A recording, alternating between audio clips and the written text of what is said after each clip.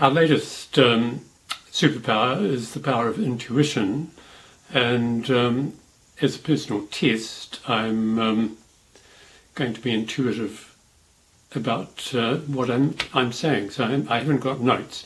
I've got a little set of headings, and here we go. First thing is, what is intuition?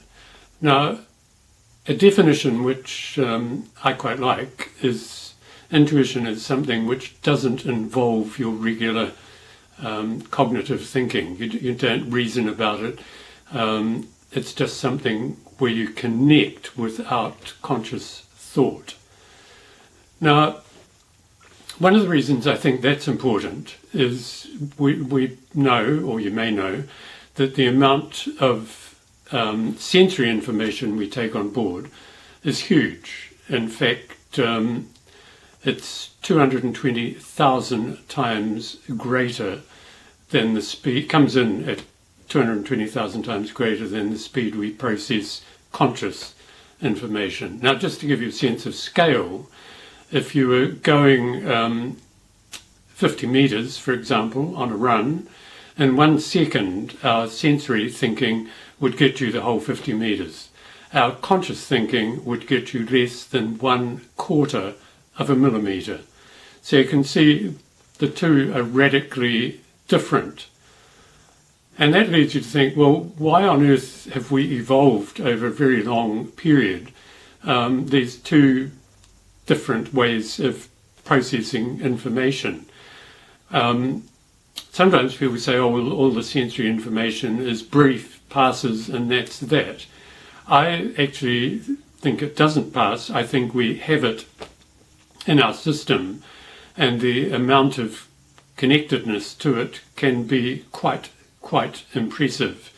And I'm calling that the power of intuition. So every experience you've ever had theoretically can pop up unconsciously, and things can happen. It's like intuition captures patterns. A problem with intuition is sometimes people confuse it with wish fulfillment. So if you intuitively, or you think it's intuitive, that you're going to win a lottery and you fork out a lot of money for tickets or a fair bit of money for one ticket, that isn't really intuition. Getting the hang of how to test whether your intuition is authentic is a big deal. And the key to it actually is that if it's based on actual experience and evidence, chances are it's much more likely to be for real. Now, scientists are sometimes rather wary about intuition because they think when you're dealing with something logical, you've got to have in-your-face information about that. Well, up to a point, that's true. But when you look at inventions, the inventions start off without a defined answer. And I think many scientists actually do operate intuitively. In fact, some, with a whole bundle of facts and figures, even process those intuitively. Einstein was a very keen advocate of intuition. He thought it was probably the most important part of thinking. So certainly you learn the facts, the theories, and so on, but often it's your intuition that brings the patterns together.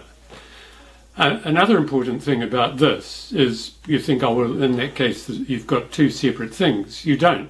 You have two processes which have evolved to be of use to us, and they work together. And if you start thinking like that, the whole process of learning, discovery, processing what you learn and discover becomes a little bit different. The things that happen in school, the sort of formulas, the facts and so on, can be totally relevant.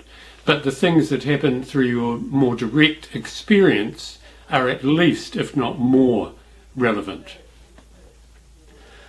Now, there are some examples of this which could be worth mentioning. When I bungled along at sport, particularly table tennis, which required very quick reactions, often it was not until after a game I realised that I'd responded more quickly than I could think. Now, sometimes people say, well, that's just a reflex.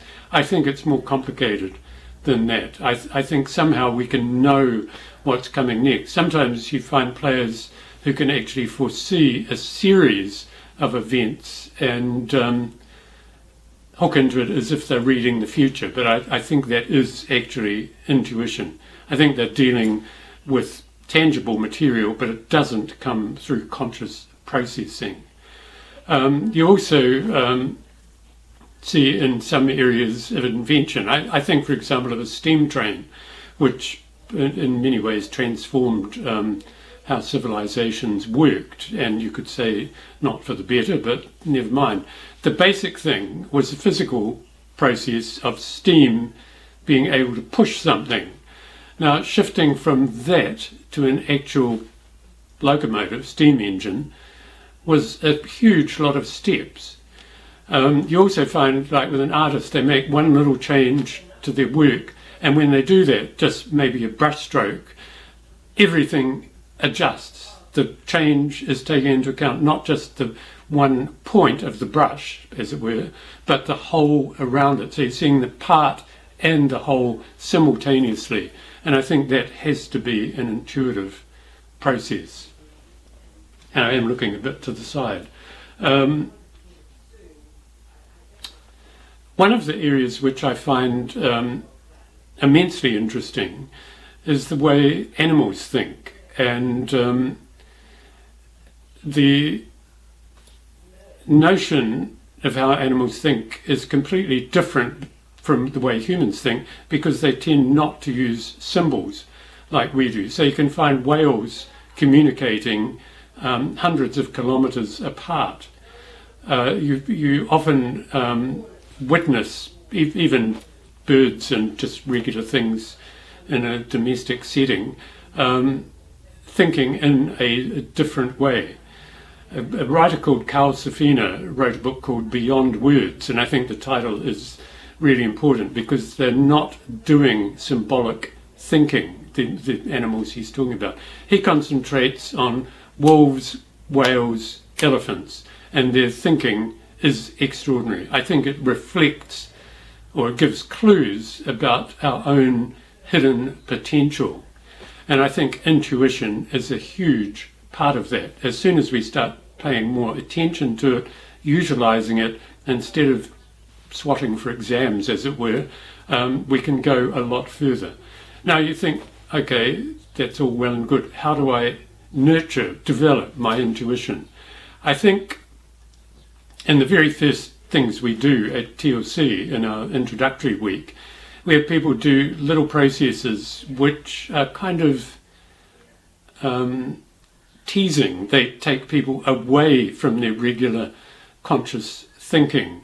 Like one I really like is encouraging people to try drawing without looking at the drawing as it grows. So you can no longer judge your drawing. You switch off that sort of vulture that can sit on your shoulder and say, that's wrong, that's wrong, that's wrong. And you actually go straight into the doing. There are lots of ways of doing that, but the thing is, the first time you do that, it may come out a mess. Doesn't matter. Second time you do it, may come out a mess. But as you keep practicing, you actually get a sense of trusting your senses, sense of trusting your senses. And lo and behold, it makes progress. Another power that we're going to look at later is just the power of energy, and it unlocks that as well. But I think if you think about it in this way, just as a starting point, something you can practice and nurture, and as long as you switch off your judgment, which is very ABC, right, wrong, you have a chance of fostering your intuition, and boy oh boy, you discover you've got a superpower. Thanks a lot. See you next time.